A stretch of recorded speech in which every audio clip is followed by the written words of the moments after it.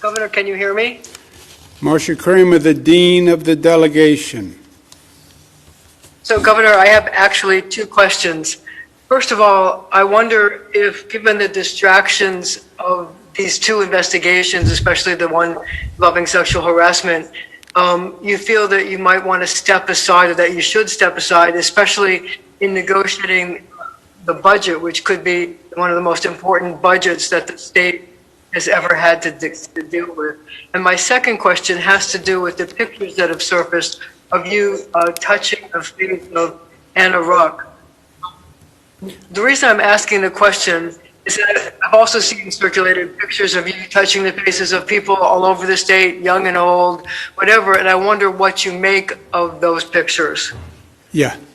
Thank you very much, Marcia. Let me take both questions. First, you're right about the state budget. It is critically important. The state budget is going to turn the page to the rebuilding phase. We've been working very hard to get funding from Washington to fill the gap, and that has been going well. We have to see what we actually get. But we then have tremendous financial needs on top of that. People have to pay their rent, they need food, etc. You also have New York City, which is in a very precarious situation. It's teetering, to use a word. Crime is way up. Homelessness is way up. Many people have left New York City. Hamptons, Mid-Hudson Valley, other states. We have to get New York City functional again, and safe again, and viable again, and we have to do that quickly. We have a new mayor that's going to be selected basically in June, I guess. Something could happen in November, but basically in June. And that work has to start right away. So yes, the budget is very important.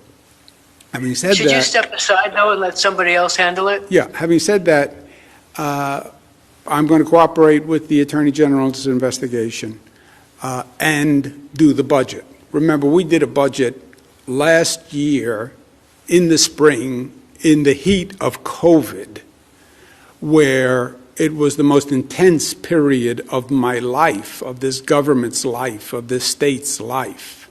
And we did both, and we'll do both here. On the pictures, Marcia, I understand the opinion of and feelings of Ms. Ruhr. And you are right. You can find hundreds of pictures of me making the same gesture with hundreds of people, women, men, children, etc. You can go find hundreds of pictures of me kissing people, men, women. It is my usual and customary way of greeting. You know that because you've watched me for, let's just say, more years than we care to remember. By the way, it was my father's way of greeting people. You're the governor of the state. You want people to feel comfortable. You want to reach out to them. I do it. I kiss and hug legislators. I was at an event in Queens the other day. Hugged the pastors and the assembly members who were there. So that is my way to do that. However, what I also understand is it doesn't matter. It doesn't matter my intent. What it matters is if anybody was offended by it. And I could intend no offense, but if they were offended by it, then it was wrong. And if they were offended by it, I apologize. And if they were hurt by it, I apologize. And if they felt pain from it, I apologize. I apologize. I did not intend it. I didn't mean it that way. But if that's how they felt, that's all that matters, and I apologize. Next question, operator. Governor, your next question comes from Dave Evans from WABC. Dave, your line is now open. Please unmute your microphone. Hey, can you hear me okay? Yeah, Dave. Governor, I just wanted to ask you, with all these calls in the last couple of days calling for your resignation from some Democrats, certainly not all Democrats, but some Democrats, is today, since you've been gone for about a week, is this your way of saying, I'm certainly not resigning?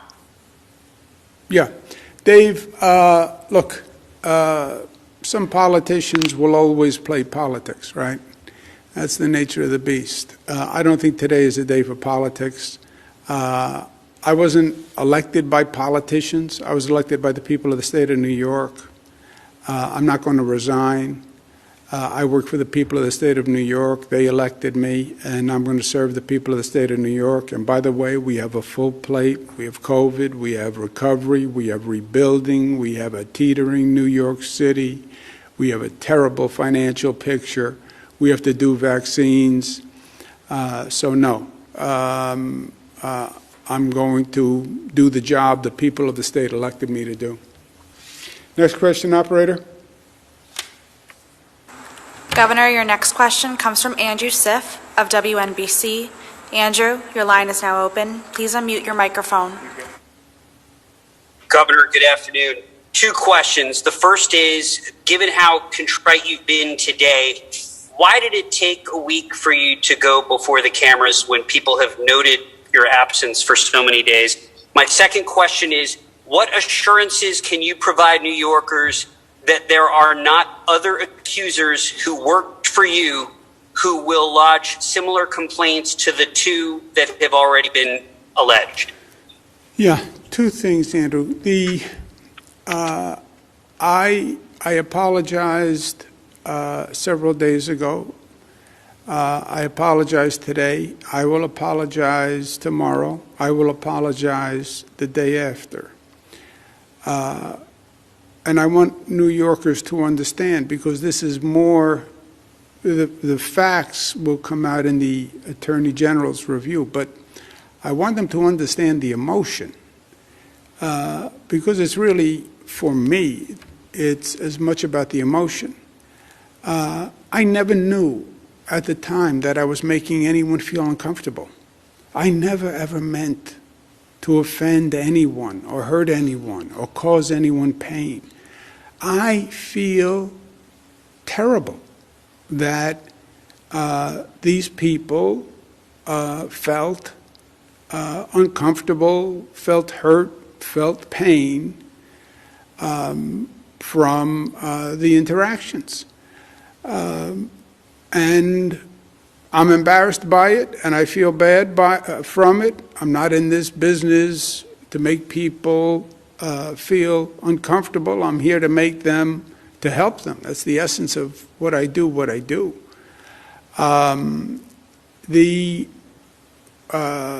I do not believe I have ever done anything in my public career that I am ashamed of. I didn't know I was making her uncomfortable at the time. I feel badly that I did. And I'm going to learn from it. Marcia asked me about, my usual custom is to kiss and to hug and make that gesture. I understand that sensitivities have changed and behavior has changed. And I get it, and I'm going to learn from it. Next question. Governor, your next question comes from Karina Jerry of WUTR. Karina, your line is now open. Please unmute your microphone. Thank you, Governor. Hi, how are you? Good, how are you? I'm good. So I actually have two questions. My first one is, if a member of your administration had done what you are currently accused of and have admitted to, what would you tell them, and what would be a satisfactory disposition for you? Well, let's be clear on the facts. First, we haven't gotten the facts. Let the Attorney General do a review and let's get the facts. And that's what I said in my statement to New Yorkers. I'm a former Attorney General. I've been through a situation too many times where everybody has an opinion because they read this, and then all of a sudden the facts come out and it's a different situation. So wait for the facts before you form an opinion. And as I said, my behavior here, I never touched anyone inappropriately. I never knew at the time that I was making anyone feel uncomfortable. And if I ever did make people feel uncomfortable, which I now understand that I have, I apologize for it. But then let the Attorney General's office actually review the facts. Next. Yes, thank you. Thank you. Okay. Thank you. Next question, operator. Governor, your next question comes from Jeff Kulikowski of WSYR. Jeff, your line is now open. Please unmute your microphone. Hi, Governor. I was curious, and I know you said and apologized several times this afternoon. Who were you apologizing to? I was apologizing to the young woman who worked here who said that I made her feel uncomfortable and in the workplace. Were you also speaking to New Yorkers, Governor? Oh, to New Yorkers, I am saying that I'm embarrassed by what happened. I wear a pin that says pride, integrity, performance. That's what it says on the pin. You can't read it. Pride, integrity, performance.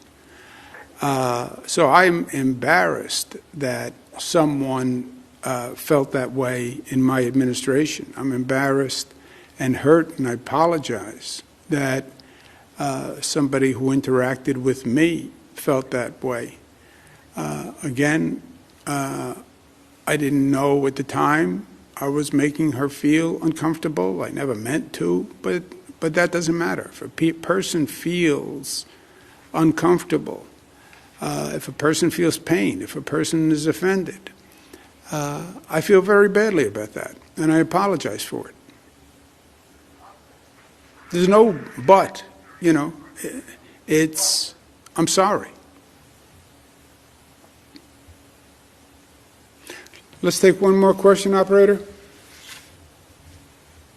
Governor, your next question comes from Jennifer Lukey of WHEC. Jennifer, your line is now open. Please unmute your microphone. Good afternoon, Governor. I actually have two questions, one for you and one for Melissa. Governor, have you yourself taken the sexual harassment training required by New York that all employers are to give to their employees? And Melissa, as the highest ranking woman in state government right now, and someone who interacts with the governor on a daily basis, how do you feel about these allegations against him? And what is your message to women who see you in your position and see these allegations against the governor? Short answer is yes, and I'll turn it over to Melissa. Just keep in mind there are hundreds and hundreds of people who work with Melissa. We have more senior women in this administration than probably at any administration in history. But I'll ask Melissa to respond. Again, I would just ask that everyone refrain from judgment until the Attorney General is allowed to do her work.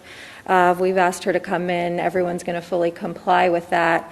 But I am incredibly proud of the work that this administration has done to further women's rights, to expand protections for women in the workplace, out of the workplace, maternal health, reproductive health. The list goes on and on and on. And I'm also proud that in my time as secretary, we've seen more women rise to highest levels in terms of commissioners and senior staff levels.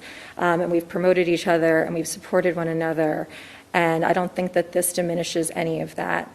And I look forward to continuing the work that we're doing in order to continue to further the women's agenda and strengthen women's rights for all New Yorkers. Okay. Thank you all very much. Have a good day. COVID numbers are good. Still be smart. Thank you.